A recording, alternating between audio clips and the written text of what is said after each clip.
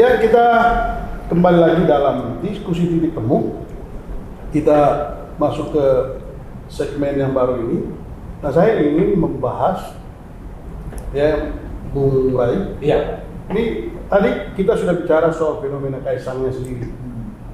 Nah, di yang kedua ini kita ingin membahas soal bagaimana partai politik, cara pandangnya partai politik melihat apa yang terjadi dengan PSI, gitu. Dengan segala harapan anak muda, apa segala macam, ini partai ini lahir untuk mengoreksi partai-partai yang sudah lama. Gitu. Nah, dengan apa yang terjadi dengan proses pergantian di PSI, apa yang Anda bisa komentari? Ya, ini casing anak muda, tetapi pikiran, tindakan, dan perasaan orang tua gitu loh. Casingnya aja anak muda, tapi di dalamnya sih kurang lebih sama seperti orang tua gitu. Apa yang membedakan mereka dengan partai-partai yang dikelola oleh orang tua itu? Ya kan? Bahkan pada tingkat tertentu mereka bukan hanya sama dengan orang-orang tua itu, tapi anak-anak muda yang super manja gitu loh. Ini nggak ada yang berpikir bahwa dia harus memulai karir dari nol gitu loh, dari bukan siapa-siapa gitu. Ini seperti tiba-tiba mau besar aja, gede gitu. Nggak ada partai yang begitu di Republik ini. PBB misalnya ya, itu dikelola oleh orang-orang besar. Sampai sekarang belum juga bisa lolos parliamentary threshold. Hanura juga begitu, nggak lolos juga. Pernah kemarin, pernah lolos. 2019 tidak. Tapi sekarang nggak lolos juga. Tapi kan ada fenomena partai seperti Demokrat di bawah kendali Pak SBY. Ya kan itulah yang PDIP di bawah kendali Ibu Mega. Kan itulah yang mereka sebetulnya mau katakan kita mau Nasdem berbeda. di bawah kendali Pak Surya Paloh. Itu sebetulnya yang mereka mau tanda kutip itu mau bedakan itu. Kalau Demokrat itu besar karena di bawah mantan presiden dan sebagainya itu, kita pada awalnya kan semangatnya begitu.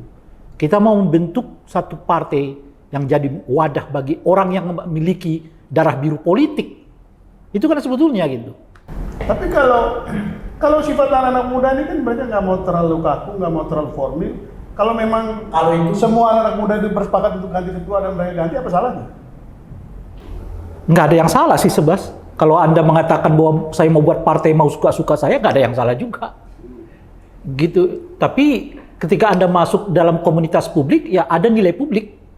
Nah, maksud saya jangan-jangan Om Rey yang cara berpikirnya yang keliru dibandingkan dengan anak muda ini. Ya saya nggak tahu apakah anak muda kita begitu cara berpikirnya. Oke. Iya kan? Yang saya hanya mau mengatakan adalah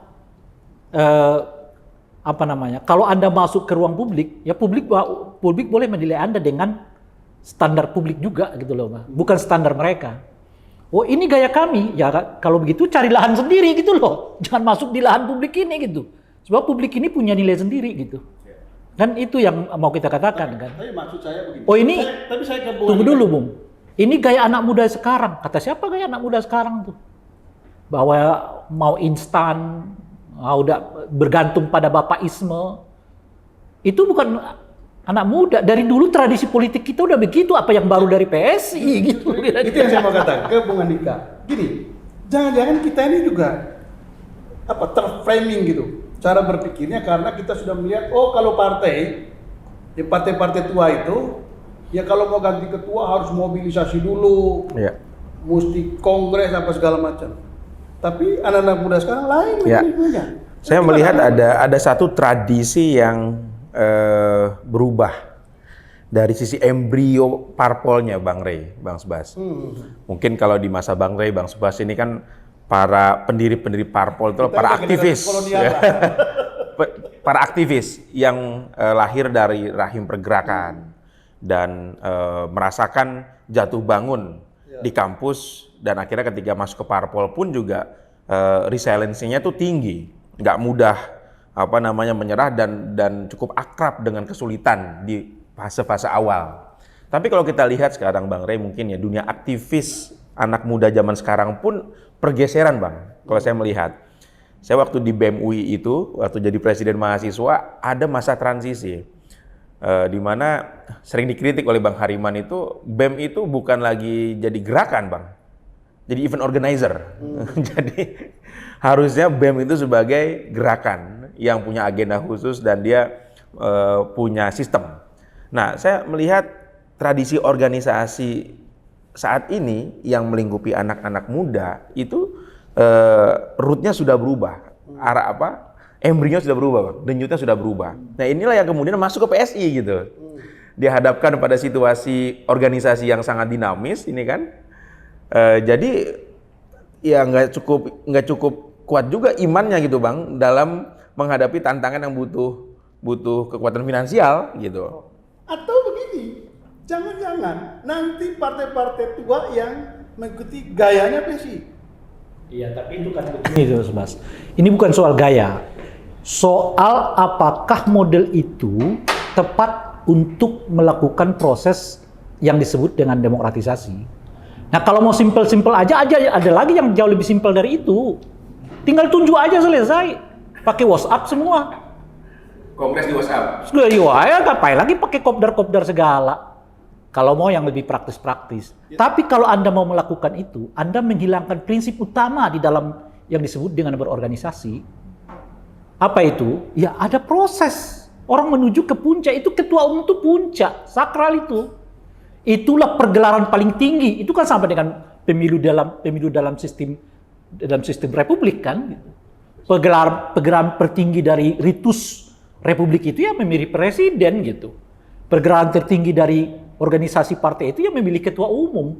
Oleh karena itu harus ada proses yang disebut dengan kaderisasi. Jadi kalau Anda mau mengatakan modelnya nanti pakai WhatsApp, is oke lah. Itu model-model yang bisa digantikan oleh teknologi. Tapi yang disebut dengan kaderisasi, partisipasi, pengetahuan tentang organisasi macam-macam, itu Anda nggak bisa gonta-ganti begitu saja. Oke. Kalau Anda masuk ke dunia yang namanya partai politik. Kalau soal Kaisangnya sendiri tadi kita udah bahas. Ya, sampai Anda menyimpulkan diri seperti sebagai kader kita. Tapi saya ke Mbak Erlinda dulu. Maksud saya begini, Mbak Erlinda. Jangan-jangan. Kita dong.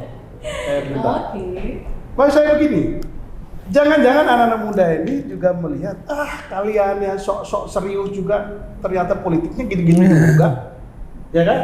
Jadi kita mau buat politik ini enjoy aja, nggak usah terlalu berat-berat, nggak usah terlalu berpikir serius, ngomongnya kongres tapi ternyata money politik juga di situ, ya kan?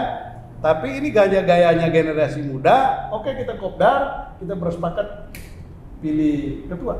Jangan-jangan ke depan arahnya gimana Mbak Erina melihat fenomena ini? Saya melihat perspektif yang lain. Oke. Iya.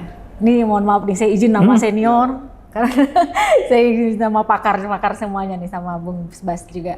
Kalau saya cuma bagian ini aja, mengorek-ngorek. Kalau saya melihat perspektifnya yang lain karena saya selalu berpedoman pada sesuatu yang positif. Saya melihat aura-aura positifnya. Artinya tadi saya sudah katakan FOM ada dua nanti. Ini adalah tonggak semua perubahan, tadi sudah dikuatkan juga oleh Mas Andika kan. Ini akan terjadi transformasi besar-besaran di dunia panggung politik Indonesia. Dan pastinya karena teknologi informasi, anak-anak muda kita belajar politik tidak hanya pada politik di Indonesia. Dengan mudahnya mereka, karena kita tahu kan dominasi dari, kalau kita kategori di catatan saya sini, kategori 7 generasi berdasarkan umur, saat ini dominasinya gen milenial dan gen Z. Kita tahu gen milenial itu berusaha dari, kalau saat ini 27 sampai 42 tahun, karena starting tahun 80 ya kan? Nah, nggak tahu nih, Bung Rai sama Bung Spas dan Mas Andika masuk mana nih? Kalau gen Z usia 11 sampai 26 tahun. Nah, dari ilmu psikologi usia anak sekarang, dan pada saat mereka lahir dipengaruhi oleh apa saja. Nah, anak-anak milenial maupun Gen Z ini kan pengaruhnya luar biasa. Beda dengan mungkin Mas Rai, Bung Bas juga. Dulu mungkin kita hanya ada TVRI, RRI, gitu kan. Kalau sekarang mereka kan dengan media sosial super canggih, ataupun misalnya berkiblat dengan tetangga sebelah gitu ya. Politik yang memang anak muda zaman sekarang seperti apa. Nah tadi saya melihatnya, oke, kalau dulu harus ada modal sosial yang kuat, harus ada modal kapital misalnya uang, harus ada sosok saya tuh anak siapa. Nah sepertinya PSI ini sepertinya ya, saya garis bawahi, PSI ini mengakomodir semua yang ada. Tapi saya titipkan satu hal di sini kepada seluruh anak muda Indonesia, karena di sini saya bebas nilai, bebas netral, dan saya juga tidak masuk di organisasi politik manapun, tapi saya mendorong semua harus melek politik. Karena belajar dari perjalanan hidup saya, dari seorang aktivis juga, Bung Ray mungkin nggak ketemu saya waktu kita tahun 98 ya kan, tapi saya sejujurnya, saya bongkar baru di podcastnya Mas, Bung Spas ya, saya pun korban dari tahun 98 juga, walaupun saya aktivis tahun 98, saya pada waktu itu masih menjadi salah satu mahasiswa di perguruan negeri Jakarta. Saya alumni dari Universitas Negeri Jakarta pada waktu itu. Saya nyaris menjadi korban yang dalam tanda kutip, lu Cina ganyang. Dulu keluarga saya dibilang Cina banget, nah gitu ya. Tapi sekali lagi, di perjalanan disitulah saya melihat bagaimana transformasi pemuda yang zaman saya dan saat ini pemuda adik-adik kita yang Gen Z dan milenial. Di mana sih karena mereka dipengaruhi oleh tadi teknologi informasi, media-media yang cukup, dan ditambah lagi ada plus minusnya saat mereka didukung oleh orang-orang yang kuat tentang idealisme, mereka akan memilih cara-cara yang idealisme. Tapi pada saat mereka yang memang, mohon maaf, misalnya masuk dalam kelompok-kelompok politik praktis, mereka akan masuk ke dalam kelompok itu. Nah, oleh karena itu, PSI masuk di mana sekarang? PSI harus tahu nih, dia PSI masuknya di mana. Kalau saya sangat salut kepada semua partai di sini, tapi biarkan anak-anak muda kita tanamkan nasionalisme, tanamkan idealisme. Kita ada korupsi besar-besaran karena integritas. Ya. Nah, bagaimana integritas kita di dunia politik? Itulah, saya berharap mimpi saya panjang umur di tahun 2029 dan the next berikutnya di tahun 2034, saya akan pengen melihat bagaimana nanti sosok paling tidak dari Gen Z itu. Ini loh anak muda yang kekinian, integritas iya. Ya, karena mimpi saya Indonesia menjadi negara maju.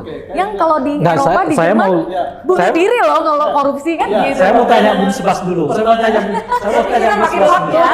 Ya, saya mau tanya dulu. Pertanyaan saya ini untuk menjawab juga pertanyaan Sebastian gitu loh.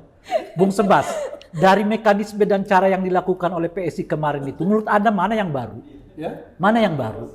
Ya, jadi itu yang tadi saya mau. Makanya. Itu saya mau buka kalian. Jangan menurut Anda mana? Jangan. Pertama, memilih orang tiba-tiba itu tradisi di zaman Orde Baru, Bung. Ya. Bahkan ada yang lebih parah lagi dari itu kan. Tergantung Pak Harto.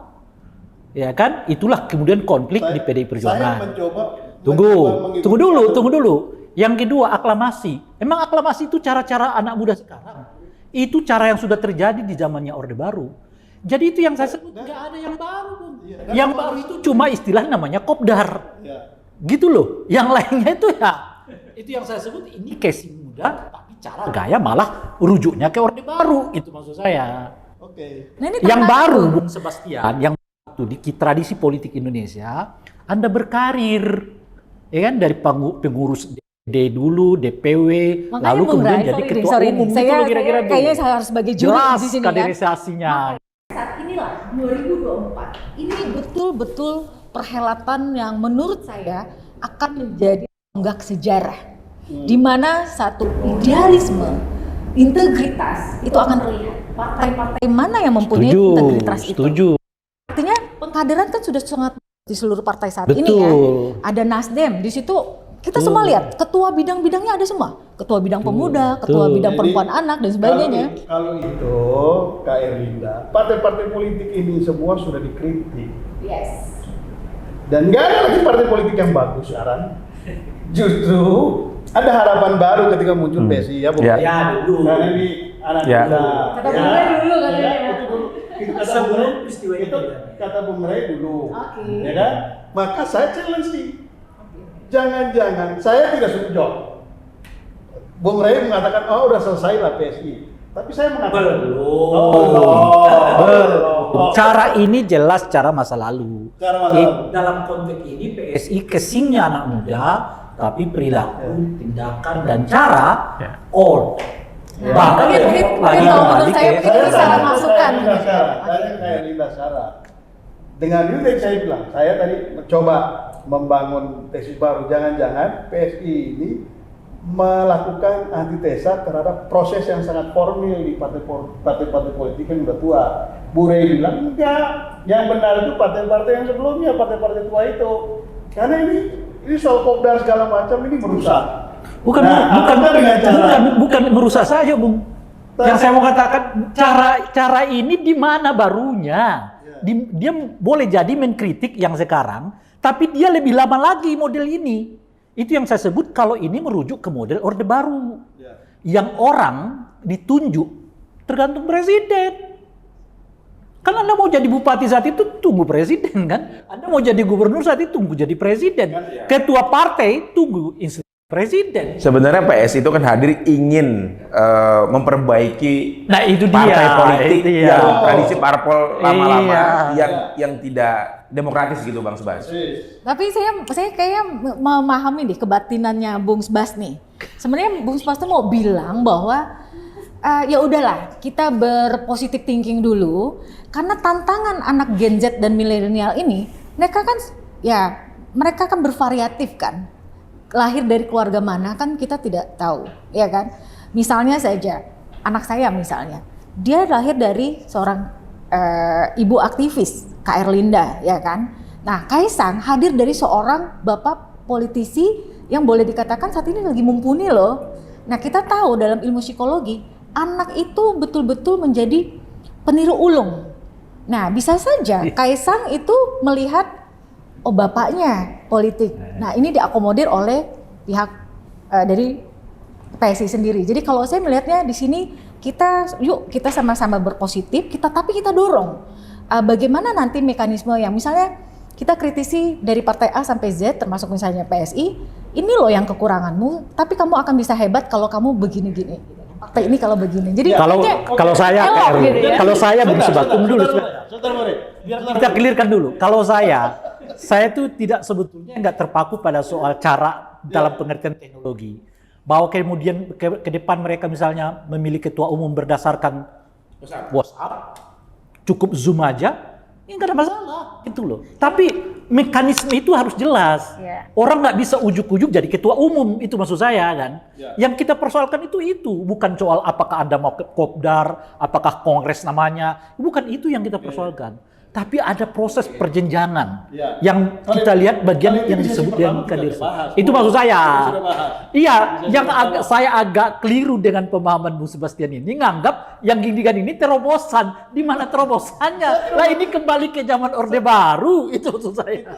Kita tidak membuat kesimpulan soal ini terobosan atau tidak. Tapi begini, ini kan saya mau menggugat cara pandang. Saya mau menggugat cara pandang Bung Rey sama Bung Andika bahwa seolah-olah yang paling benar itu yang dilakukan oleh partai-partai yang lama. Dan yang dilakukan oleh anak-anak baru ini itu yang salah. Soal tadi tiba-tiba Kaisang menjadi ketua umum, nah itu menjadi catatan setuju. Tapi mekanisme kopi darat mereka bersepakat untuk mengganti kedua. Ada aklamasi juga. Tapi ada aklamasi juga loh. Pendidikan politik itu daerah kita regenerasi itu sudah harus ada. Aklamasi juga loh. Soal nanti apakah cara yang dilakukan oleh PSI laku atau tidak, kita lihat di 2024. Tapi kita akan bahas itu setelah break yang satu ini.